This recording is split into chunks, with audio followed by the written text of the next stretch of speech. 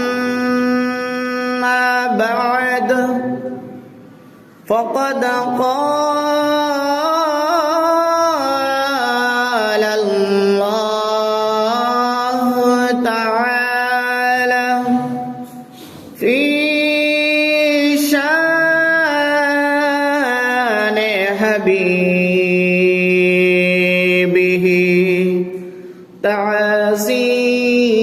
تعظيما له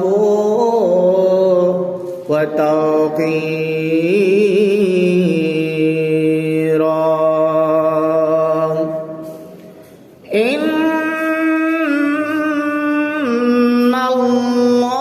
الله وملائكته يصلون على النبي يا أيها الذين آمنوا صلوا عليه وسلموا تسليما صلى الله على وآله وصحبه وسلم صلى على رسولنا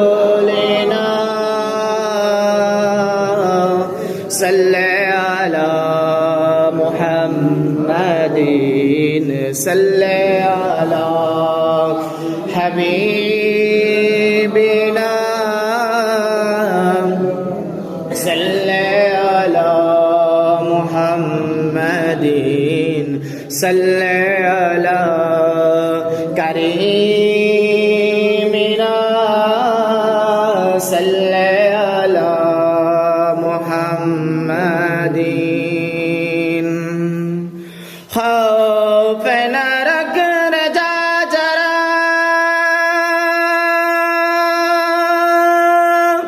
تو ہے عبید مصطفیٰ تیرے لیے امانہ ہے تیرے لیے امانہ ہے صلی علی رسولنا صلی علی محمد ان صلی علی نبینا صلی علی محمد عرش کی عقل دنگ ہے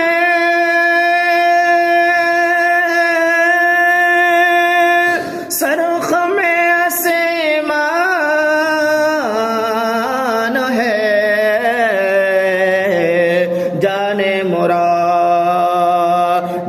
آب کدھر جانے مراد آب کدھر ہائے تیرا مکان ہے اے اعلی محمد صلی علی نبینا صلی علی محمد صلاة یا سلام یا حبیب اللہ اعوذ باللہ من الشیطان الرجیم بسم اللہ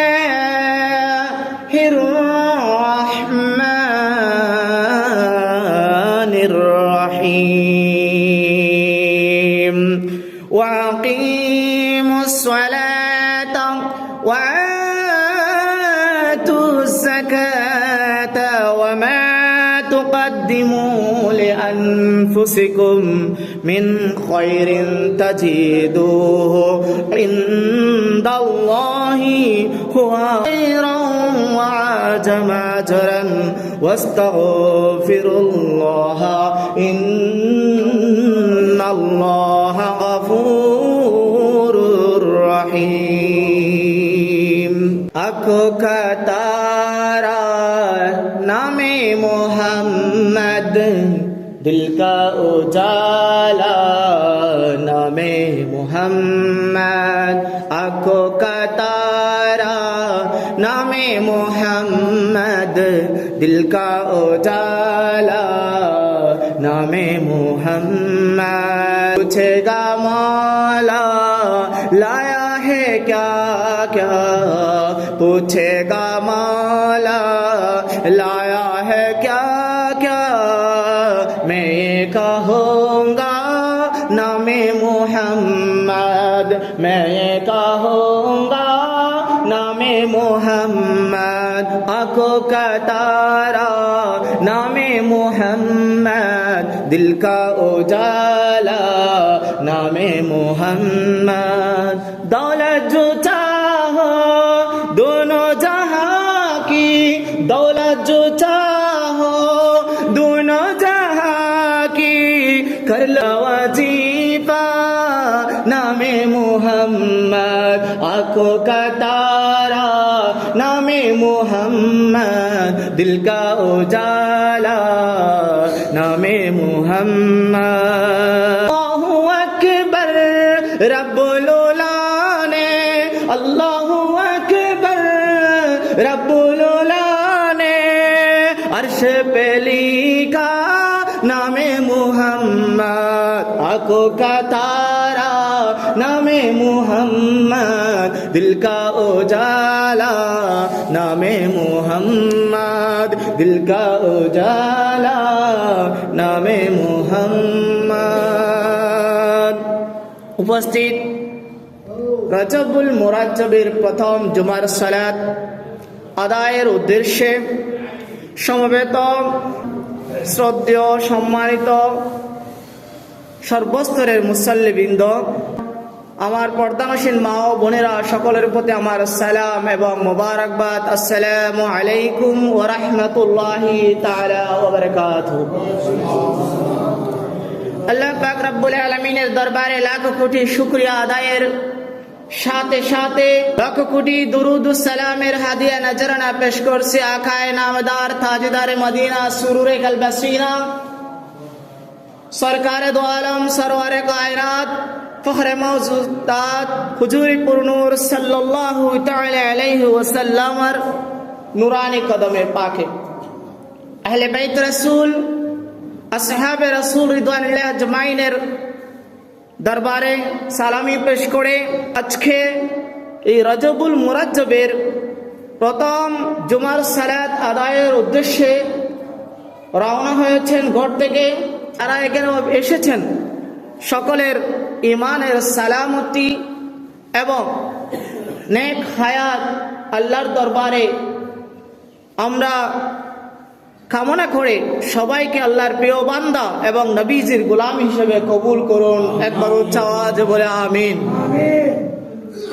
প্রিয় হাজিরিন আপনাদের সামনে পবিত্র কালামুল্লাহ শরীফের সূরাতুল বাকারার 110 নম্বর আয়াত যেটা আল্লামা ইবনে নাবাত রাহমাতুল্লাহ আলাইহি আজকে রজবুল মুরাজ্জবের প্রথম খুতবার মধ্যে নকল করেছেন আমরা শুনে এবং জেনে আনন্দিত হব এই মাস রজবুল মুরাজ্জবের মাস শুরু হয়েছে আজকে রজবুল মুরাজ্জবের 2য় তারিখ উচ্চ আওয়াজে বলে একবার আলহামদুলিল্লাহ যেহেতু এই রজবুল মুরাজ্জব চাঁদ উদিত হওয়া মানে এখান থেকে মুমিনদের নেক কাজ সৎ কাজ এবং উত্তম যেগুলো সেগুলো এখান থেকে শুরু হয়েছে আকিমিস সালাহ বান্দা তোমরা নামাজ পড়ো নামাজ কায়েম করো ওয়াতু যাকাত তোমরা যাকাত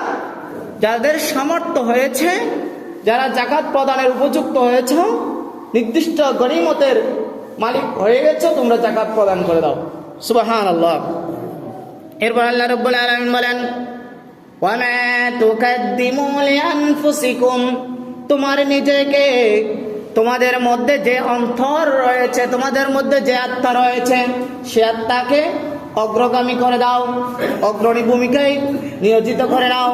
কি জন্য? মিন খায়রিন, নেক কাজের জন্য। তাজিদুহু ইনদাল্লাহ, নেক কাজগুলো আঞ্জাম দিয়ে আল্লাহর নিকট নিজের অন্তরকে সঁপে দাও। চাওয়া বলে সুবহানাল্লাহ। আল্লাহ রাব্বুল আলামিন আর বলেন ওয়া খায়রান ওয়া আযামা, এমন কাজ তোমাকে আঞ্জাম দিতে হবে, ওই কল্যাণ কাজগুলো যেগুলো সবচেয়ে আজামা আজারান, তোমাদের জন্য ওই রবের পক্ষ থেকে আজারান প্রতিদান থাকবে। ওয়া আজামা, বড় বড় বেশি বেশি নিয়ামত তোমাদের জন্য বরাদ্দ করা হবে। উসাওয়াদ বলুন সুবহানাল্লাহ।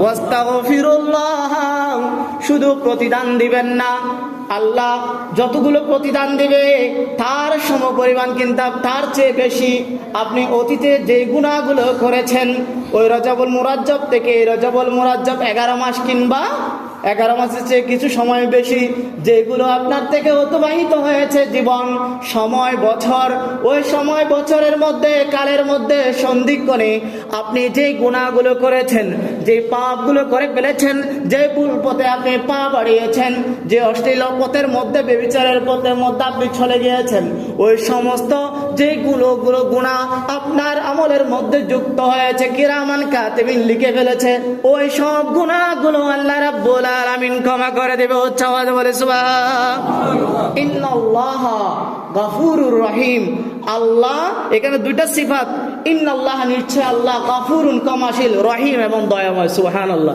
কয়টা গুনাহ বলে এখানে? দুইটা, একটা হচ্ছে গফুর আর একটা হচ্ছে রহিম। তিনি যেমন ক্ষমা করতে পারেন, তিনি বান্দার তেমন দয়াও দেখাতে পারেন। সুবহানাল্লাহ। এই আয়াতের আলোকে এই রজবুল মুরাজ্জবের অনেক হাদিসে পাক দেখতে পাই। তার মধ্যে প্রথম যে হাদিসে পাক এখানে এই আয়াতের প্রেক্ষিতে আসে, সেটা হচ্ছে রজবুল মুরাজ্জব, এই মাস যখন শুরু হয়, এই মাস যখন আসে, আসার সাথে সাথে 12টি যে মাস রয়েছে, এই 12টা মাসের মধ্যে 4টা মাসকে আল্লাহ রাব্বুল আলামিন নির্দিষ্ট করে সম্মানিত মাস হিসেবে ঘোষণা করেছেন। সুবহানাল্লাহ বলেন। আপনাদের বুঝতে অসুবিধা হচ্ছে? তাহলে একটু যদি আপনারা যদি থাকেন মসজিদের প্রাণ, আমরা আলোচনা যদি বুঝেন তাহলে একটু সুবহানাল্লাহ বললে সেখানে আল্লাহ রাব্বুল আলামিনের প্রশংসা করার দ্বারা আল্লাহ আরো বেশি খুশি হন। সুবহানাল্লাহ। আর আমরা যদি শুকরিয়া করতে পারি, আল্লাহ বলে ওয়াশকুরুলি ওয়ালা তাকফুরুন, তোমরা যদি আমি নিয়ামতকে শুকরিয়া করো, আমি তোমাদের আরো বেশি করে শুকরিয়ার জন্য, কৃতজ্ঞতার কারণে আরো বাড়িয়ে দিই। সুবহানাল্লাহ। এই জন্য সুবহানাল্লাহটা বলতে হবে শুধু শুকরিয়ার জন্য। তা এখানে যে আলোচনা হচ্ছে 12টা মাসের মধ্যে, তাহলে বলা হচ্ছে 4টা মাসকে আল্লাহ রাব্বুল আলামিন স্পেশালি ভাবে কি করেছেন? সম্মানিত করেছেন, যেগুলোকে আরবি ভাষায়, হাদিসের ভাষায় আশহুরুল হুরুম বলা হয়। আশহুরুল হুরুম 4টা মাস, এখানে আশহুরুল মানে সম্মানিত মাস, তার মধ্যে রজবুল মুরাজ্জব একটি। সাওয়াদ বলি সুবহানাল্লাহ। আর 3টা মাস শাওয়াল, জিলকাদ, জিলহজ, এটা তো আপনারা সবাই জানেন, কিন্তু বিশেষ করে রজবুল মুরাজ্জবকেও এই 4টা মাসের মধ্যে একটাকে কি করেছেন আল্লাহ রাব্বুল আলামিন সম্মানিত মাস হিসেবে বান্দার জন্য ঘোষণা করে দিয়েছেন। আল্লাহ রাব্বুল আলামিন ঘোষণা করে দেন, শুধু তাই নয়, আল্লাহ রাব্বুল আলামিন সূরা তাওবার 6 নম্বর আয়াতের মধ্যে এবার বলছেন, এই মাসগুলো যখন তোমাদের মাঝে উপস্থিত হয়, তোমাদের মাঝে যখন কি হয়, আগমন করে, এই আয়াতের সাথে মিল আছে। ওয়ামা তুকাদ্দিমু লিআনফুসিকুম মিন খায়রিন, কোরআনের আয়াতে বলছে তুমি নিজেকে অগ্রগামী ভূমিকায় রাখো ভালো কাজের জন্য। হাদিসে এবং আয়াতের মধ্যে বলছে নিজেকে অত্যাচার, নিজের নফসকে অত্যাচার মানে খারাপ কাজ করতে করতে নফসকে কি করে ফেলিও না, কলঙ্কিত, দূষিত করে ফেলিও না, বরঞ্চ অত্যাচার করা থেকে বিরত রাখো। সওয়াল বলুন সুবহানাল্লাহ। তাহলে সূরা তাওবার আয়াত এবং সূরা বাকারার আয়াতের মধ্যে সামঞ্জস্য হচ্ছে। এক আয়াতে বলছে তুমি নিজের অন্তরের উপর অত্যাচার করো না, মানে খারাপ কাজকে একেবারে পরিহার করে দাও। সুবহানাল্লাহ। আর এক আয়াতের মধ্যে শুধু খারাপ কাজ পরিহার করে দিলে হবে না, সাথে সাথে সেখানে ভালো কিছু কি করতে হবে, তোমাকে আঞ্জাম দিতে হবে, তোমার ভিতর প্রবেশ করাতে হবে, তাহলে আল্লাহ তোমার উপর রাজি হয়ে যাবে। সুবহানাল্লাহ। এই আয়াতে কারিমার মাধ্যমে আমরা রজবুল মুরাজ্জবের যে উত্তম বৈশিষ্ট্যটা এখানে দেখতে পাচ্ছি, সেটা হচ্ছে এই রজবুল মুরাজ্জব যখন আসতেন তখন রাসূল করিম সাল্লাল্লাহু তাআলা আলাইহি ওয়াসাল্লাম হাদিসের ভাষায় বলছে কুমোর বেঁধে নামতেন, কুমোর বেঁধে নামতেন। তো নামার আগেও তিনি যখন রজবুল মুরাজ্জবের ছাপ দেখতেন তখন বেশি বেশি করে আমার নবীজি একটা দোয়া পাঠ করতেন, যে দোয়াটা সুনানে নাসাই এবং মুসনাদ আহমদের মধ্যে স্থান পেয়েছে। রজবুল মুরাজ্জব আসতেন তখন তিনি ওই যে কুমোর বেঁধে যেই সওয়াব নেকি কাজের জন্য সবার আগে ওমা তুকাদ্দিমু লিআনফুসিকুম, আমার নবীজির উপর কেউ উত্তম আমল করতে পারে নাই। আমার নবীজির উপর আগে যেহেতু কেউ সালামই দিতে পারে নাই, সেখানে ইবাদতের অগ্রগামী ভূমিকা এটা তো আশা করা যায় না। ঠিক আমার আল্লাহর নবী এই আয়াতের উপর কি করেছেন, আমল করেছেন এবং আমাদেরকেও সে শিক্ষা দিয়েছেন। সেজন্য আমার নবীজি সাহাবায়ে কেরামদের সাথে নিয়ে দোয়া করেছেন কিভাবে, আল্লাহুম্মা বারিক লানা ফি রজব ওয়া শাবান, ওগো আমার মাবুদ বারিক লানা, আমাদের জন্য, লানা আমাদের জন্য, বারিক বরকত মণ্ডিত করে দিন, রজবা ওয়া শাবান রজব মাস এবং শাবান মাসকে আমাদের জন্য বরকত মণ্ডিত করে দিন, সুবহানাল্লাহ। এবং ওয়াবাল্লাগানা রমাদান, এই বরকত মণ্ডিত সময়গুলো আমাদের জন্য রমজান মাস পর্যন্ত পৌঁছিয়ে দেওয়া হোক, সুবহানাল্লাহ। তাহলে এই দোয়ার মাধ্যমে আমরা হাদিস যখন আরেকটু মোতালা করি, চর্চা করি, শিক্ষার্থীদের মধ্যে যখন ইলমের বিতরণ করি, নিজেরা যখন মুতালা করছিলাম তখন এই হাদিসের প্রেক্ষিতে দেখা যাচ্ছে রাসূলুল্লাহ সাল্লাল্লাহু তাআলা আলাইহি ওয়াসাল্লাম এই সময়গুলোকে অনেক বেশি গুরুত্ব দিয়েছেন। এবং আরেকটা হাদিসের মধ্যে আব্দুল্লাহ ইবনে উমর থেকে হাদিসটা বর্ণিত, রাসূলুল্লাহ সাল্লাল্লাহু তাআলা আলাইহি ওয়াসাল্লাম বলছেন 5টা রাত অত্যন্ত বেশি গুরুত্বপূর্ণ এবং significance of day and night, এটা এই জন্য বলেছেন যে আল্লাহর কাছে এগুলো বেশি উত্তম। আল্লাহ এই সময়গুলোতে বান্দা যখন আল্লাহর কাছে দাঁড়ায়, কিয়াম করে, অনুশোচনা করে, তাওবার মাধ্যমে ক্ষমা চায় এবং যেইটার জন্য আল্লাহর কাছে চায় ওই প্রত্যেকটা বিষয় আল্লাহর কাছে খুব পছন্দ হয় এবং আল্লাহ কবুল করেন, বরং কারো ফরিয়াদ আল্লাহ ফেরত দেন। চাওয়াজ বলুন সুবহানাল্লাহ। 5টা রাতের মধ্যে রয়েছেন প্রথম নম্বর সেটা হচ্ছে জুমার রাত, দ্বিতীয় যেটা সেটা হচ্ছে রজবুল মুরাজ্জবের প্রথম রাত, যেটা আমাদের থেকে অতিবাহিত হয়েছে। ওই রজবুল মুরাজ্জবের প্রথম রাত আল্লাহর দরবারে অত্যন্ত বেশি গুরুত্বপূর্ণ রাত এবং বান্দার জন্য অত্যন্ত গুরুত্বপূর্ণ। আমার নবীজি বলেন এই রাতের মধ্যে আমার উম্মত যদি আল্লাহর দরবারে কোনো কিছু চায়, তওবা চাইলে আল্লাহ মাফ করে দেন। কোনো যদি তার হাজত থাকে, সেটা যদি হাজত পরিপূর্ণতার জন্য চায়, আল্লাহ তার হাজতকে পরিপূর্ণ করে দেন। উচ্চাওয়াজ বলো সুবহানাল্লাহ। কেউ 2টা রাত, একটা হচ্ছে ঈদ উল ফিতর আর একটা হচ্ছে ঈদুল আযহা, এই রাতগুলো অত্যন্ত গুরুত্বপূর্ণ।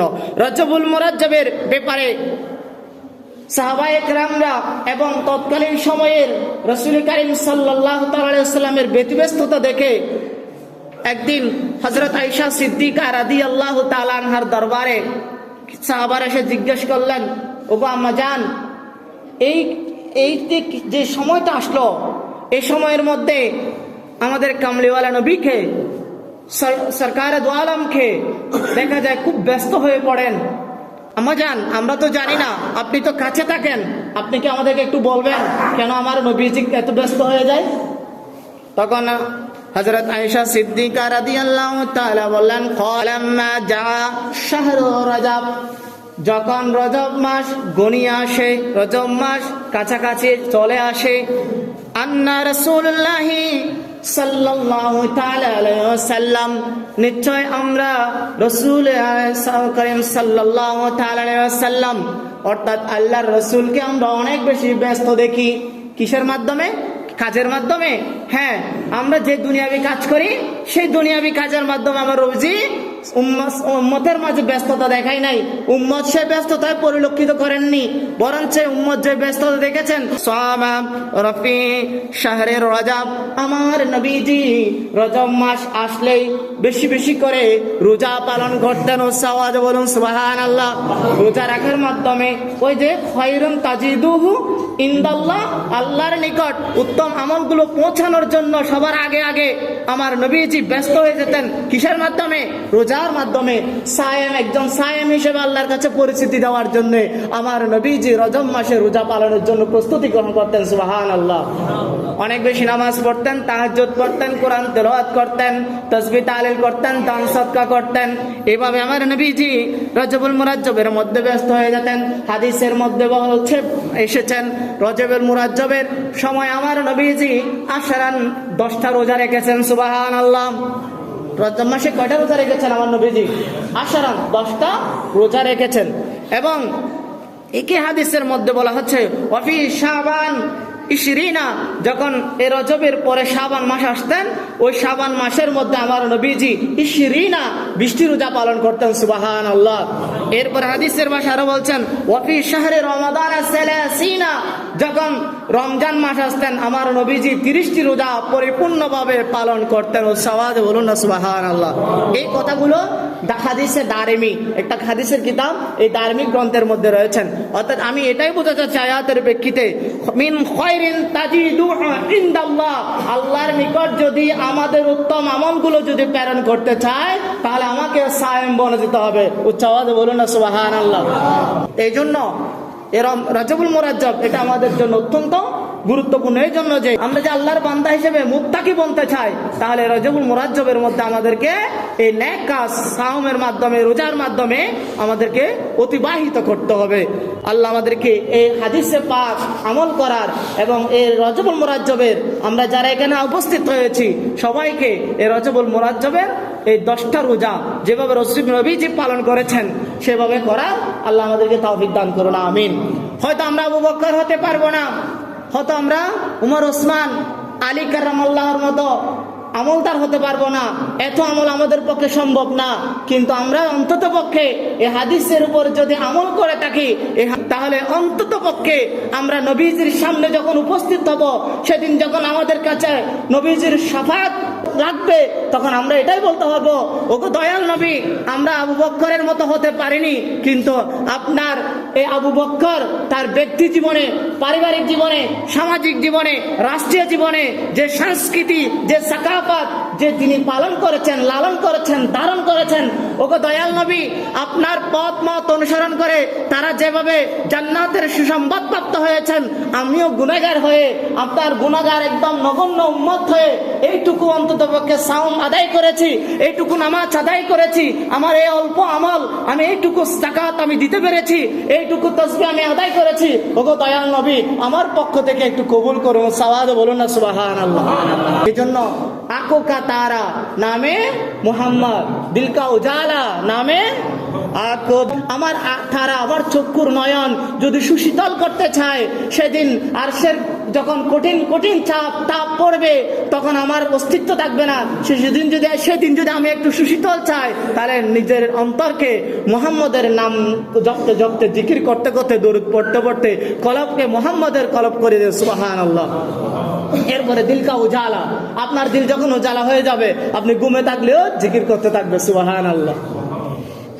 আল্লাহ রাব্বুল আলামিনের প্রিয় হাবিব সরকারে দু আলম নূরে মুজাসসাম ফাহরে মুজাদাত রজব মাসের গুরুত্ব দিতে গিয়ে, মর্যাদা বুঝাতে গিয়ে হাদিসে পাক আরো বলেছেন, হাদিসে পাক ইরশাদ করেছেন, উম্মতদেরকে শিক্ষা দিয়েছেন, ও আমার সাহাবায়ে কেরাম, এগুলো যদি তোমরা অনুসরণ করতে পারো, লালন করতে পারো, নিজের ভিতর ধারণ করতে পারো, নিজের কলবকে এগুলোর মাধ্যমে যদি পরিশুদ্ধ করতে পারো, তাহলে তোমাদের জন্য নাজাত। হাদিস কানা আবু বকর ওর রাগ, ওনার নাম আবু বকর, এটা রাবি, হাদিসের রাবি, যিনি হাদিস নবীজি থেকে বর্ণনা করেছেন, এগুলাকে বলা হয় হাদিসের রাবি।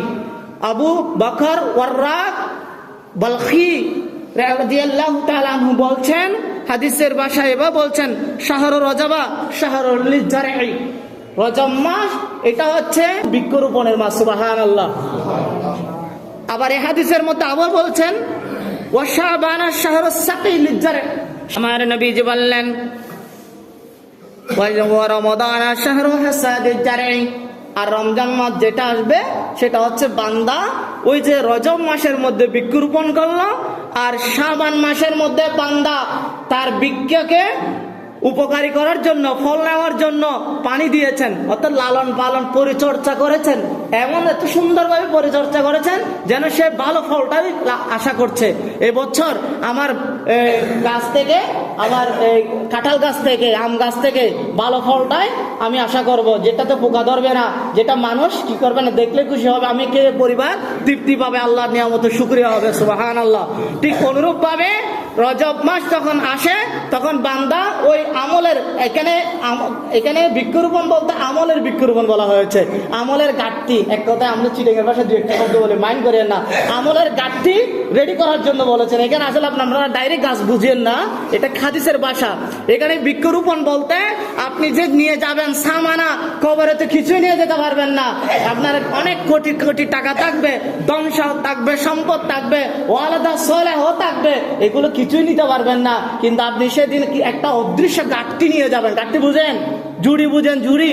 আপনি অদৃশ্য একটা গাঠটি নিয়ে যাবেন, সেই অদৃশ্য গাঠটিটা কি? সালাত আপনি আদায় করেছেন, আপনি যাকাত দিয়েছেন, হজ করেছেন, আপনার এগুলো হচ্ছে অদৃশ্য আমলের গাঠটি।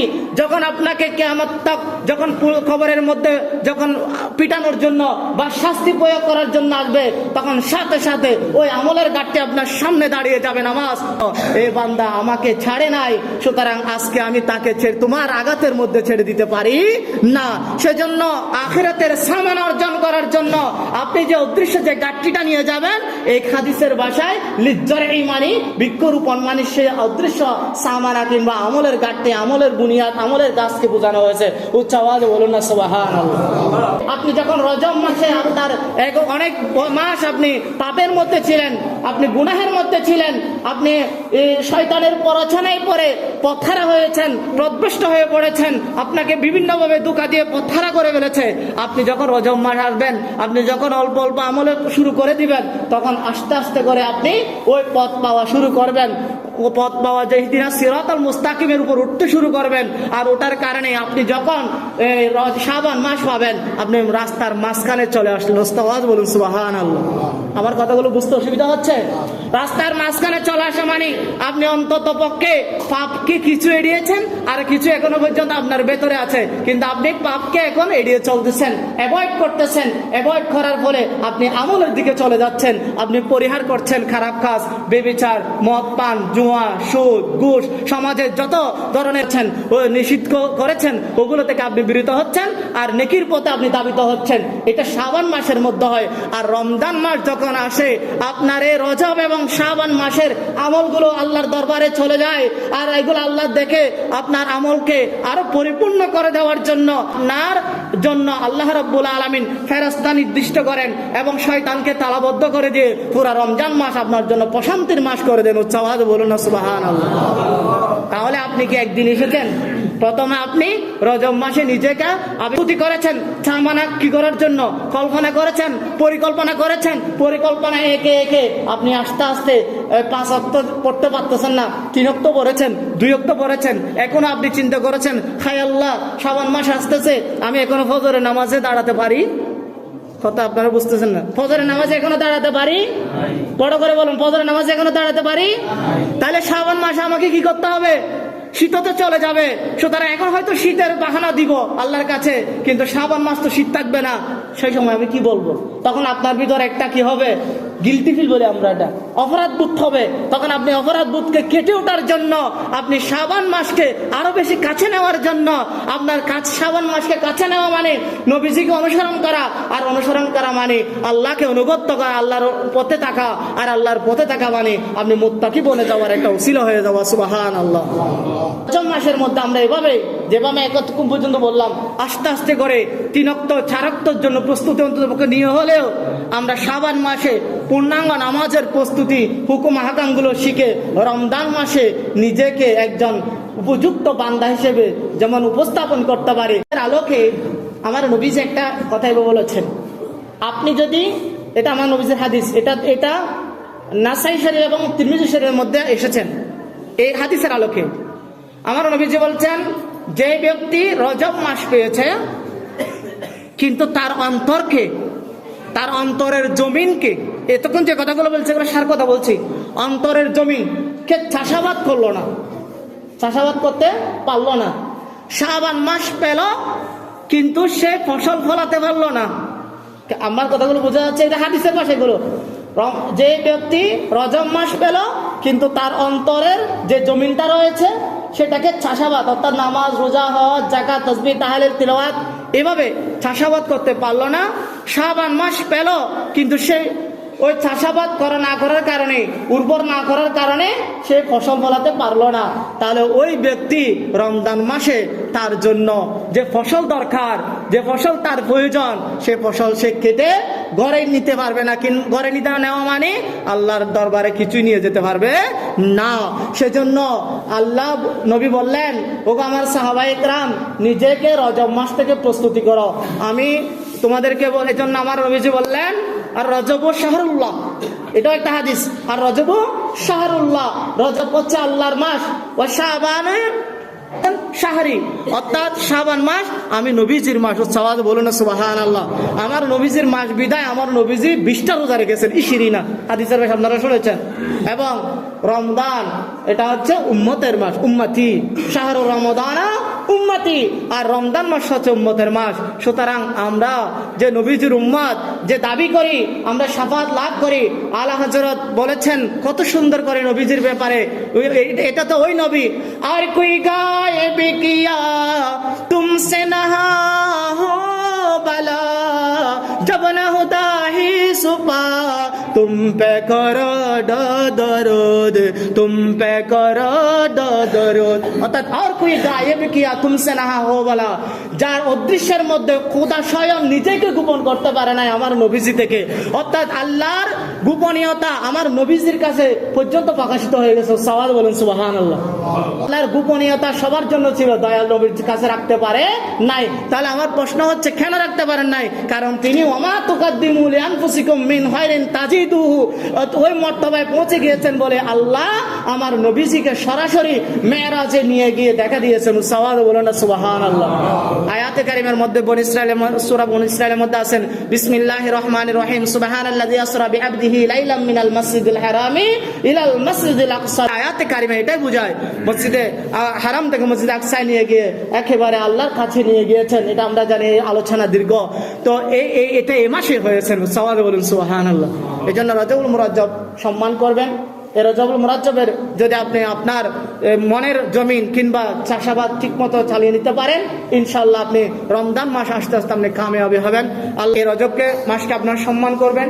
আপনারা যদি মাসকে মাহিনাকে যদি সম্মান করেন, আল্লাহর কাছে আপনারাও সম্মানিত হয়ে যাবেন। ঈমান আকীদাকে মজবুত করে তাহাদের তাওজুনকে ধরে রেখে তারা সঠিক পথ লাভ করতে পারবে, এই আশা কামনা করে আমার আলোচনা ইতি টানলাম। আসসালামু আলাইকুম ওয়া রাহমাতুল্লাহি তাআলা ওয়া বারাকাতুহু।